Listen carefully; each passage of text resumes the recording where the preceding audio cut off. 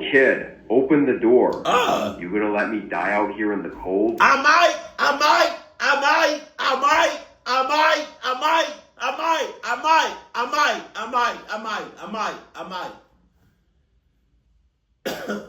I am.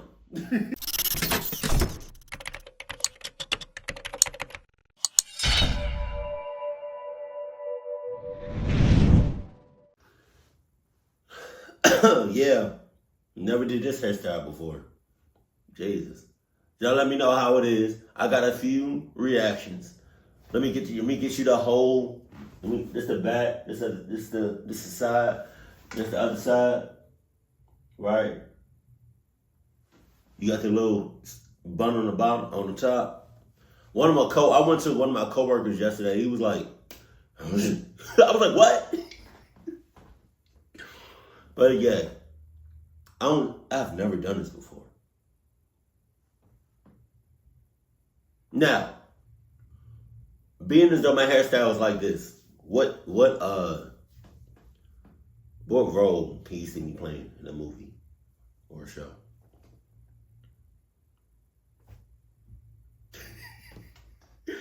I don't know how I feel about it though. I mean, I like it. It's different. I'm just saying. Let's go. Sup? No.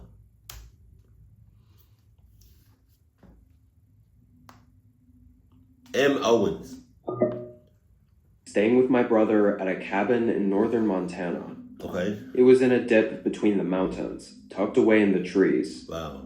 Both me and my brother Johnny were very outdoorsy, so this was a pretty typical trip for us. Hanging out in the woods, going for hikes, and just exploring. Because of the drive, we spent the first day taking it slow, hanging around the cabin and enjoying the scenery, without doing too much away from the cabin. I think it was around 5:30 when Johnny decided to go for a walk before it got dark. I didn't pay much attention, and just looked over at him as he walked out, and said all right. He didn't bring any backpack or anything, so I knew he was just going for something short. I laid back down and chilled on the couch near the fireplace. I was barely awake, exhausted from doing most of the driving earlier, but the cabin slowly got darker and darker as the sun fell behind the mountains. Only once it was just the fireplace lighting up the cabin did I realize Johnny hadn't come back yet. That's his. That's Johnny's problem. That's Johnny. I know that's your brother. But that's his problem. He a grown ass man. What are you talking about? So he be back. No, if he don't, he don't. If he does, he does. We ready to drift off and go to sleep like a baby because I'm not going out there. I'm not. Tough. If you got caught up, tough. It was way too dark to be walking around still, without any gear. I jumped up and grabbed my day bag, along with a headlamp and a flashlight, then headed out to make sure he was okay. I'm good. You good? My first thought was that we were in bear country, so I was pretty nervous about... My first thought was, I'm in cluck country. Wow. I do not want to be in there. A cluck country or a cluck town. Oh my God. Possibly running into one. Although, as I got deeper into the woods along the path, my nervousness shifted toward a different possibility. I kept getting a bad sense, making me look behind myself several times, as if expecting someone to be there. You wouldn't be doing that if you was asleep, cozy in a cabin. Now would you? No, you wouldn't. Never saw anything, though. In just 10 minutes down the trail, I saw Johnny coming down toward me. Is it Johnny? He looked uneasy, and he wasn't in a dead sprint or anything, but he was moving fairly quickly, like he was trying to get away from something. See? He's just going back to the house.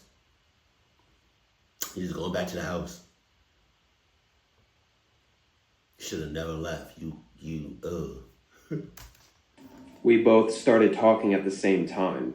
I was trying to ask what was going on, and he was trying to tell me to turn back and get to the cabin. Eventually, we both just started fast walking back, getting back inside, where he then told me he saw someone watching him from out in the trees. He said the guy looked really creepy, and as he kept walking through the trail, the man almost seemed to be stalking him.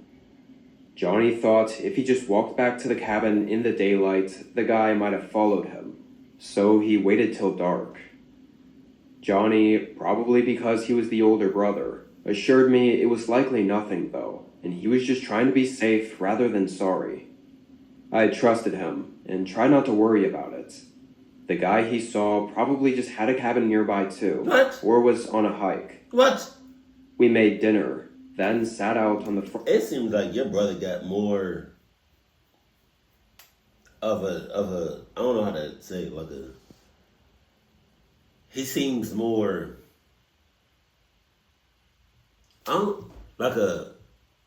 what word is that? Level-headed? He seemed like he got his head on right, I guess, than you. Hey, see? Porch for the rest of the night next to a campfire.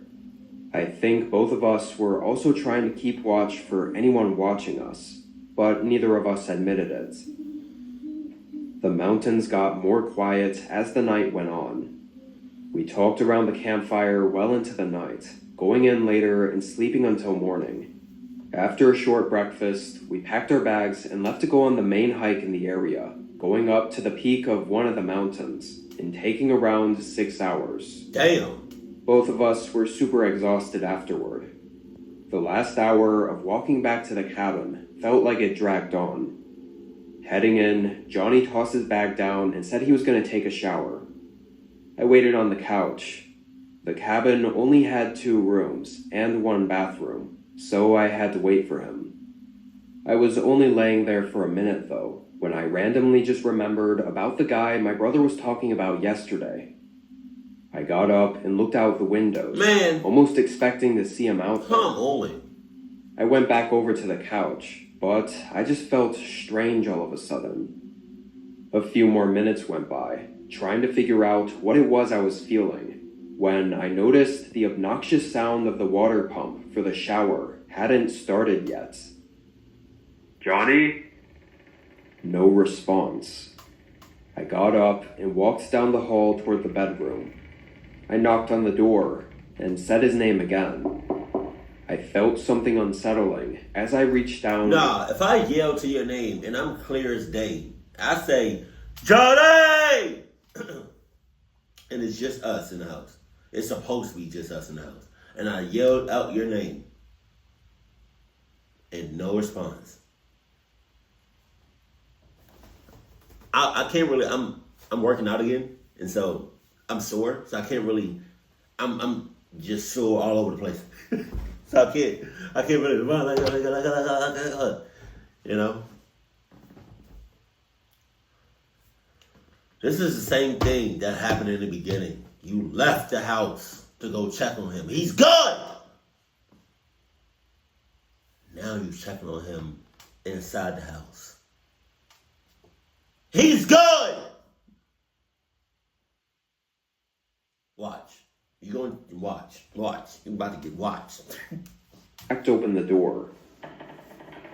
I opened it slowly, maybe just a few inches, and could see Johnny between the crack in the door. He was kneeling down in the corner of the room, eyes wide open and staring at me. Sometimes you just gotta stay put right where you at, Igga. Stay. That's the moral of this story I'm getting. Stay where you at. Sorry. He's shaking his head no, clearly telling me to go away. The fear in his eyes was so unnerving. It still is burned into my memory, clear as day. Just a horrifying sight I wish I never have to see again. I pushed the door open fully.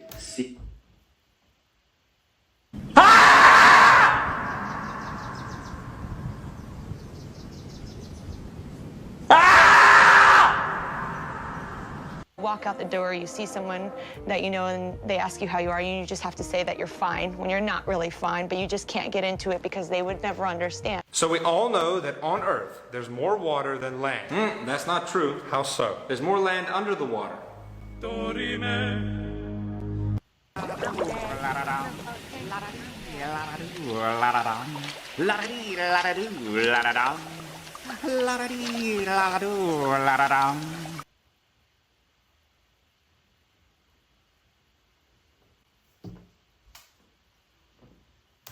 Man standing just a few feet from him.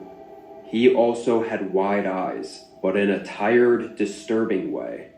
He wore disheveled, torn-up clothes and had oily, long black hair. In that moment, I didn't have time to think. It was just my instant, unprocessed reaction to stop him. Wow. I charged at him, and only once I was a couple steps away, I saw him raise a gun from his side. I tackled him, and Johnny immediately knew what to do. We wrestled the gun away from him and got him mostly under control. I swear this guy was feral, screaming and screeching and clawing to try to get away. I had never seen anything like it. He wasn't letting up either, so it took a while to figure out exactly... We breaking bones today. Especially because there's nobody else around for miles. We out here isolated from everybody else. Oh, best believe, and you in my house. Oh, best believe we breaking bones.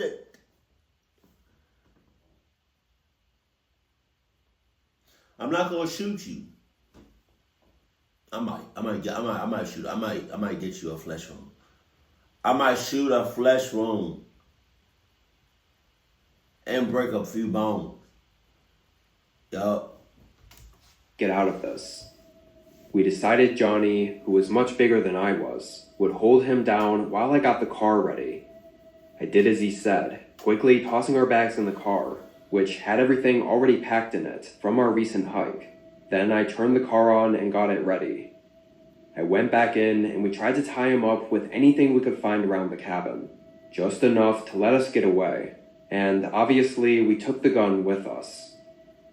We could hear him screaming from inside the cabin as we drove away. Once we were in service, we notified police, but by the time they made it to the cabin, all the scraps we tied him up with were left amidst the floor, and the man was nowhere to be found. My brother said when he went into the room to shower, he was caught completely off guard and held at gunpoint, where he was told to call me into the room. My brother refused, knowing he'd be giving me no chance if he did. You know what I don't understand? Why didn't they tie him up as good as they could, have Johnny in the back seat of the car, holding him down, and just go to the police station with the gun?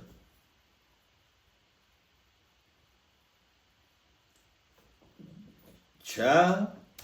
But then I walked in anyway. We still talk about how insane it was that I tackled the guy. Honestly, I can't even explain it, but it could have been what got us out of that cabin alive. Now, the only clue the authorities have as to who the guy was is from the gun that we gave them. They were able to figure out who it was registered to and found it belonged to a man who'd been missing 5 years. Oh, from Jesus. somewhere about 50 miles away from where we were. Wow. However, from the description we gave them of what the guy looked like that attacked us, it seemed like it was probably someone else, which leads us to believe that whoever attacked us had also attacked the owner of the firearm, ultimately leaving him as a missing person. So, assuming things had gone any differently, that could have been mine and Johnny's fate as well.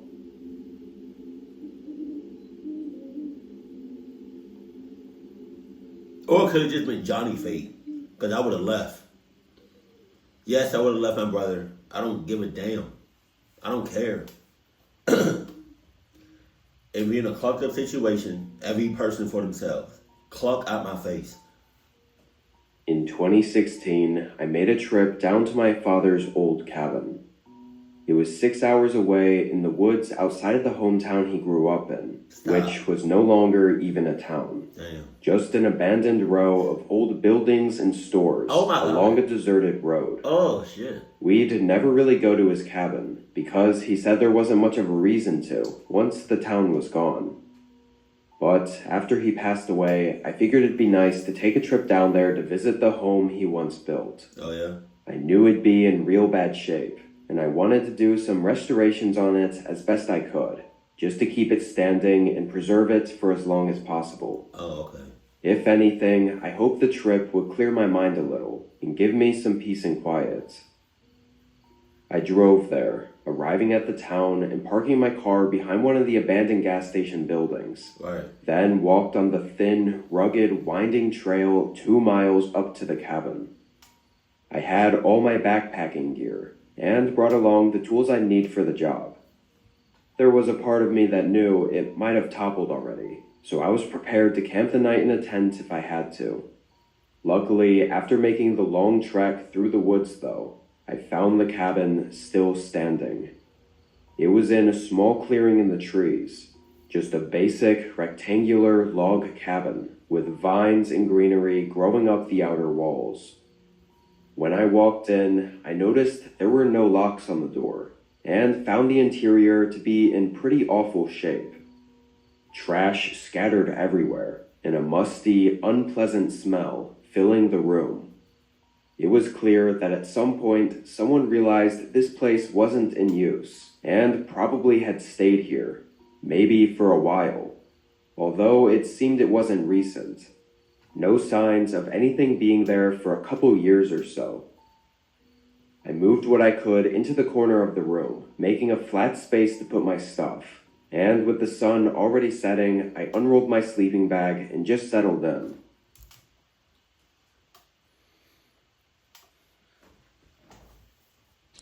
Oh, brother, this guy stinks! I should mention, although I didn't hear or see anything that night, I couldn't sleep for any longer than 30 minutes at a time before waking up with a strange, disturbing feeling. It made for a really bad night. I got up at sunrise, groggy and wondering if this whole trip was a mistake. Hell yeah! I used my little camping stove to brew up a coffee, then took a walk through the... You better brew up them Adidas and get the hell out of there! You know that feeling that you can't really describe? Because you wake up every 30 minutes? You can't get a full night's rest? That's the Adidas gods sending you fumes to let you know, hey, mother clucker, this clucking is near. I can't allow you to sleep a full 8 hours and then some. Hell, I can't even let you sleep on a whole hour. At most, I got you for 30 minutes. I need you to be alert and aware. I don't need you to be sleeping through what's about to happen to you. So, you can just go ahead and just send that down, them fumes down to you. Yo, there you go. To clear my head. It was still kind of dark, the sun only barely peeking out through the trees. A little ways in, I found an overlook, sort of a hill where I could see above the tree line. Thought it'd be a great place to watch the sunrise, Right. But I found something else. I could see the abandoned town from up there. It was very far away, but there was a light. Looked like it was from a window in one of the buildings. I couldn't tell from that distance if it was from a house or a store, and it turned off suddenly a minute later. It made me worry a bit about my car, but mostly I was just surprised anyone else was around here. Likely, it was just some urban explorers checking out the... I don't care who it is. I'm checking the checklist. Hey, nobody checked the checklist. Hey, nobody checked the checklist. Hey, Mama didn't check the checklist. Hey, Dad didn't check the checklist. Hey, nobody checked the checklist. Hey, nobody checked the checklist. Hey, brother didn't check the checklist. Hey, sister didn't check the checklist. Hey, nobody checked the checklist. nice. Hey, no, but I'm checking the checklist today because that shit was weird. And nothing to worry about, although it was a really big coincidence. I sat on the hill for an hour watching the sun come up, then walked back through the woods to start working on the cabin. First thing was to reseal and clean up the outside. I will say though, the whole time I was out there working, I kept getting that feeling, the one I had during the night. Every time I looked back at the woods, this eerie sense loomed over me. It took me a bit to really understand what it was that I felt, but eventually I managed to grasp what I think it was. I felt like I wasn't alone. I kept working, but constantly looked over my shoulder. The possibility of anyone else being out here was genuinely impossible. No, it's not. The abandoned town, sure. No, but it's not. Here, No, it's not. That's not impossible. That's not impossible. That's very possible. That's very much possible. It's slim to none, but it's possible. You know? Cluckiness can happen to anybody at any age, at any time, at any place. This is a prime example of that. some random woods with nothing but a decaying cabin. I thought I must have been on edge for reasons that were beyond me. Oh, yeah? Once the sun was going down, I headed inside, testing out the old wood stove. These things seemed to be undying, as it fired up no problem and warmed up the cabin.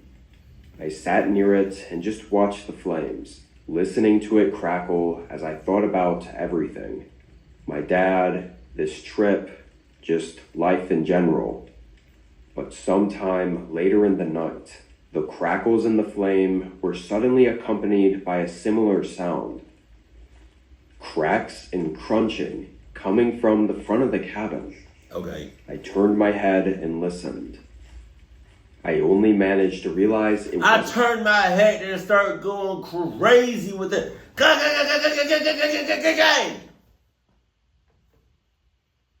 If you're a family member trying to surprise me, sorry. If you're a friend trying to surprise me, sorry. You should have known better. I told you. Don't be doing shit like that. Stop popping up on me. Let me know. Give me a notice. Wild animal, and was definitely a person, just as they got up to the front door.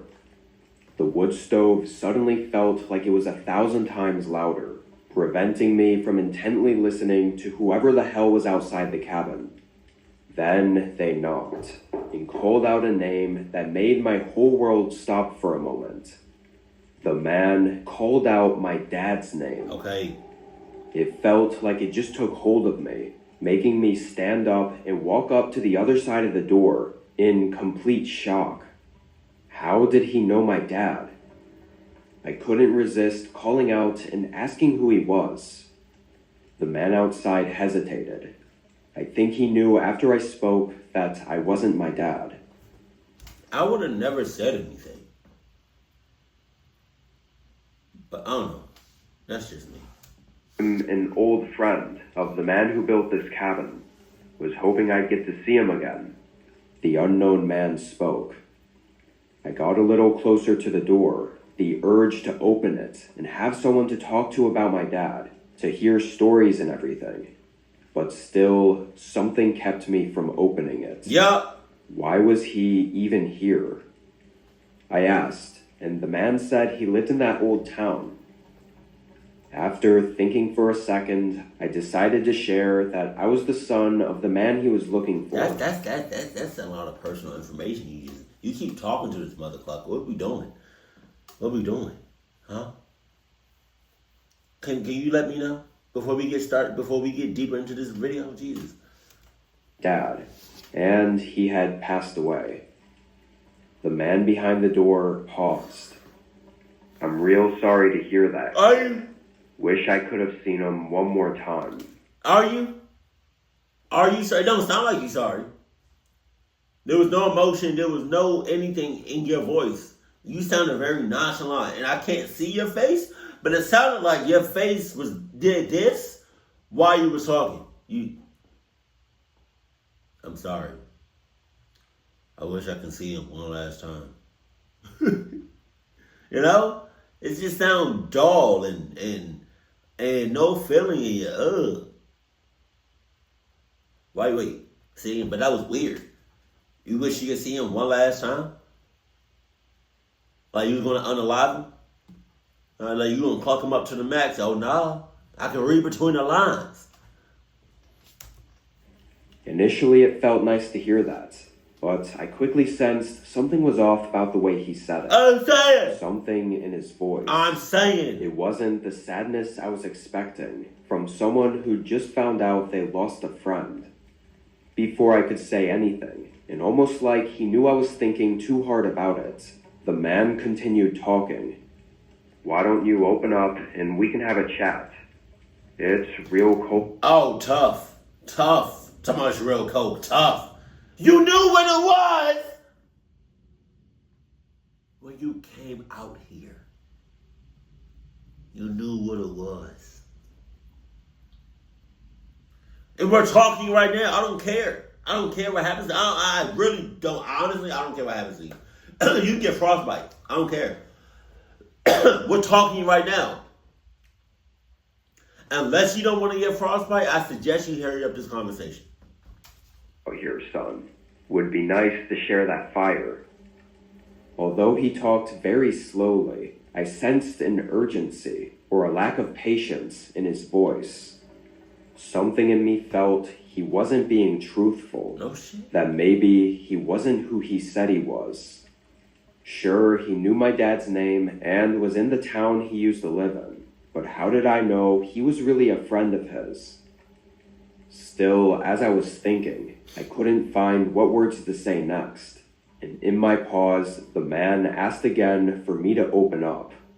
He knocked on the door again, a little harsher. His voice grew less kind and more demanding. Right. I took a few steps from the door, backing away. Kid, open the door. You gonna let me die out here in the cold? I might.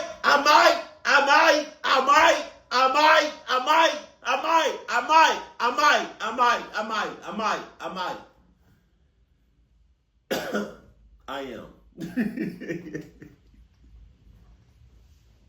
I don't know you. I don't know you, and a lot of things are adding up on a clock level with you. And I might just let you, get clocked up by nature. That what your father would want from you. Okay. My heart began pounding as I dug into my backpack for my hunting knife. The man continued hitting the door and yelling subtle threats, discarding the fake identity of being a kind, harmless friend. This went on for much longer than I could keep track of. It felt like it never ended, some continuous nightmare. But suddenly, the man punched the door in anger. Okay. Okay. See, I would have had my Adidas gun with me. And the difference between that Adidas gun and the regular gun is that, no, I'm not going to lie to you. There's probably some guns that can do this, but I don't know what they're called. So, my Adidas gun, if I pointed at you, it will not only alert me that the person I'm aiming at, the gun, is a cluck ass, is a clucky. But if I can't physically see you, the gun has a heat-seeking radar, right? And so, and it also has a cluck radar too. So it's like, even though I can't see you, if I can point the gun, right, it's gonna automatically know where you are. And so it's like the gun is aiming for me. And no matter where you go, no matter where you at, it's always gonna point in the direction of where you at. Exactly where you at. So hell, you can run right now. It has a 6-mile radius. with 100% accuracy. So you can keep running. Even if you 5 miles out and I cannot see you, if I point a gun at you, it's going to aim and it's going to tell me to know when it's okay to fire. Y'all remember that movie with Angelina Jolie? And what was his name? The guy, the main character that played in the movie Split with the different personalities. Him, I forgot his name. He also played in X-Men, one of them X-Men movies.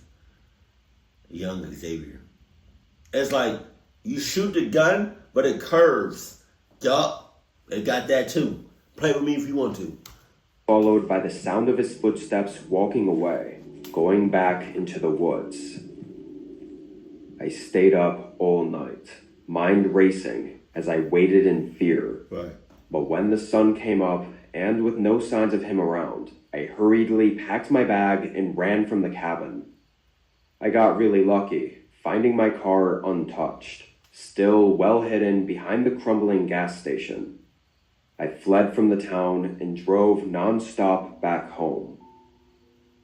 I was hoping with that trip I'd get some answers, or come to terms with everything. But honestly, I'm just left with more questions. I realized I never even really knew why my dad moved away from there.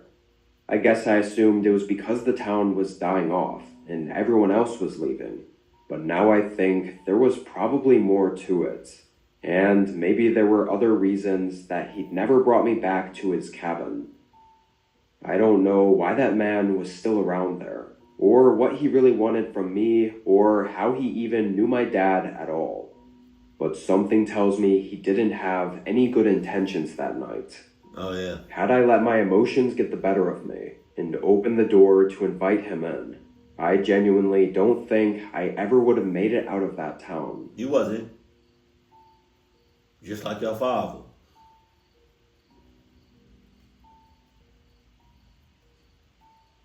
Get some security, too, while you at it.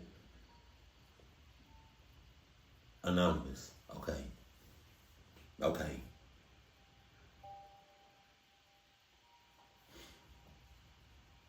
This was a while ago, 2014, when Right. I was taking a gap year from college to travel the US out of my car. Mm-hmm. When I got to the East Coast, my cousin offered me to stay at his cabin just south of the Appalachian Mountains. I took the offer, knowing it'd be nice to have an actual place to stay and take a break for a few days. The cabin was nice, too. Honestly, it felt a lot more like a vacation home. Definitely a more modern cabin than the tiny log cabins you usually find in the middle of the forests. I was honestly sort of surprised after seeing it that my cousin let me stay there for free. You see, I don't need all that fancy ass whatever for a cabin in the woods.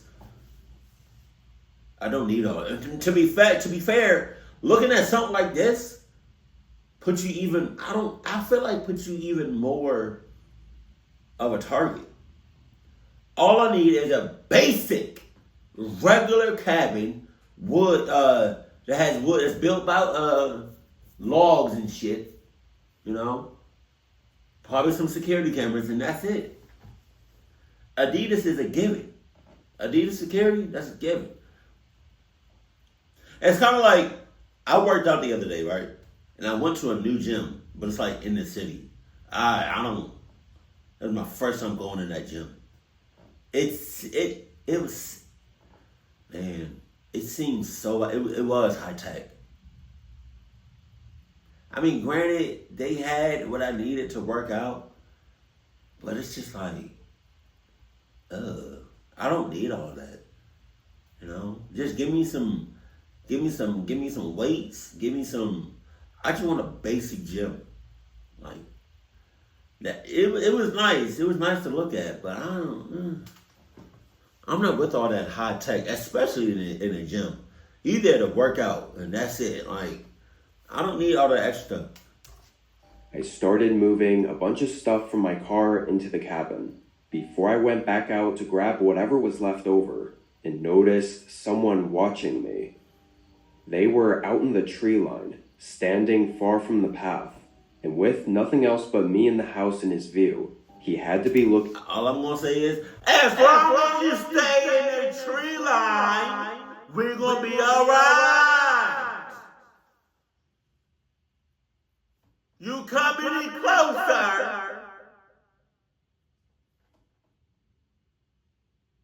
and I got a pack of condoms ready for you.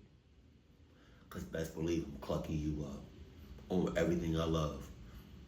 Word to my mother. At me. Maybe they weren't trying to be creepy though, and I didn't know the area. For all I knew, there could have been cabins and houses all around here, just past the trees and out of sight. I grabbed the rest and locked my car, bringing it inside, and saw the man still out there, facing the cabin as I closed the door. I sent a text to my cousin, letting him know I got in okay and was all good, but also that someone was out there watching me. I just asked if he knew who it might have been. He texted me back while I was unpacking, but I forgot to check it until nearly an hour later, well past when the sun had set. My cousin said the cabin was on 40 acres of his property, with a fence around the whole area. Nobody else should have been out there. That's crazy. That immediately made me feel way worse about what I saw. I mean, before I didn't care all that much, but now... So you telling me I can go ahead and cluck you up on the spot?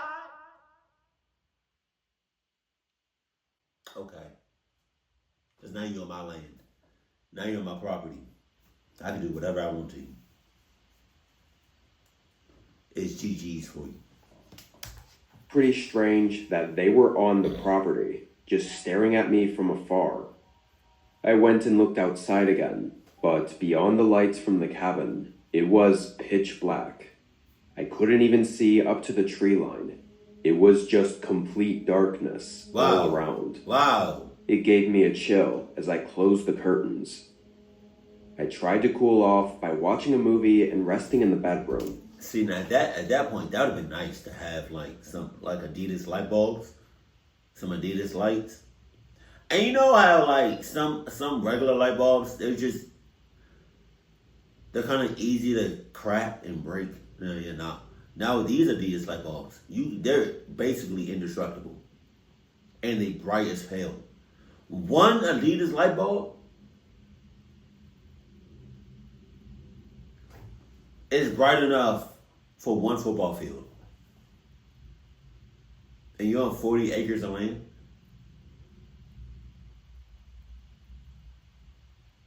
No. One Adidas light bulb is enough to light up an entire football stadium. You know? Think about how many lights are just on in a football game. And so you can see the stands, so you can see the fans, so you can see the game. Think about how many lights are on at one time during a football game. One Adidas light bulb can bright up the whole shits for 1 month. And it takes 10 minutes to charge. Oh, god damn. Shit. Yup. I'm getting that. You know how much it is? $10,000. The movie helped keep my mind occupied, but it didn't relieve the sense completely. And just about an hour into it, I saw something in the corner of my eye. I looked, locking my eyes on the window, where there was a gap in the curtains. I thought I might have just seen something move over there, but now all I could see was my blurry reflection on the glass, and only darkness behind it. I quickly got up and started walking toward it, when there were suddenly footsteps sprinting through the grass.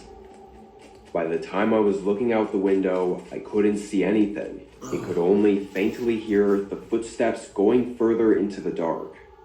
I immediately called my cousin, I don't know why I didn't just go straight to calling the cops, but my cousin told me to, so I hung up and had the cops on the way within a minute.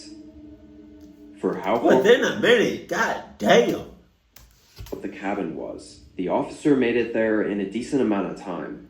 However, A decent amount of... They got there in less than a minute.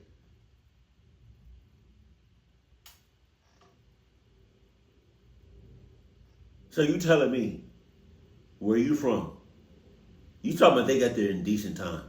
You telling me that anytime you call the cops and from where you from, they be there what, in 10 seconds? 20 seconds? Nah, man. who had been watching me was long gone, and we both realized pretty quick that there wasn't all that much he could do about it. He couldn't go searching the woods, or really do anything at all, unless the guys showed up again and hung around long enough for the officer to come back. So I was left alone again. I really couldn't shake the uneasy feeling I had for the entire rest of that night. I could have left, but honestly, the thought of bringing all my stuff out to the car, going back and forth from the cabin in the middle of the dark, was more unsettling than just hunkering down inside. Of course, I couldn't help but look out the windows over and over, even though I couldn't see anything at all. For the last hour before bed, it must have been 12 or 1 a.m., and I was just pacing the house, double-checking everything, and trying to feel safer about going to sleep. No. I think I was just pushing it off as much as I could, but it was inevitable. I had to rest. I turned off all the lights in the cabin. You don't have to rest. We don't have to rest. Remember those Adidas pills I was telling you about? Yeah. Take one of those, you be up for days. At least a week. No crash out or nothing. You just gonna naturally fall asleep when you don't have your week. I mean, you might sleep for 24 hours, but I'm just saying. Into the bedroom and locked myself in. I hoped the worst was behind me and got in bed, falling asleep 30 minutes later. I woke up early, like very early, way too early for it to be right. The sun wasn't even up yet, so it had to be around 4 a.m., which meant I'd only slept for a few hours. Almost immediately, my mind went back into that panic state, feeling the need to do a check around the cabin again. There would be no way I could go back to sleep without walking around first to make sure I was still okay. I got up and turned on the hallway light, then just listened for a second. I didn't hear anything but the heavy wind hitting the thin windows throughout the cabin. I started walking, but only got halfway down before hearing something else. It sounded like a couple thumps on the end of the cabin.